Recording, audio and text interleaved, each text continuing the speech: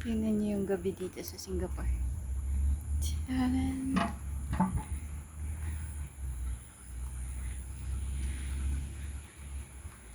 Ito yung mga bahay na bungalow.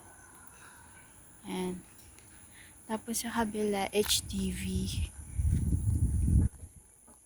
Sabi nila bahay daw yan ng may hirap. Pero alam niyo sa totoo lang, pag ikukumpara mo yan sa Pilipinas, mayaman ka na, milyonaryo ka na. Yan.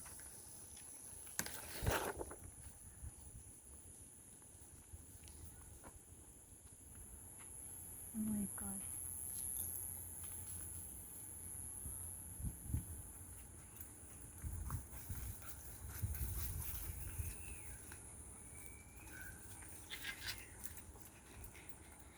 Hindi lang. Pasaway yung aso ko, tinumba niya yung saging.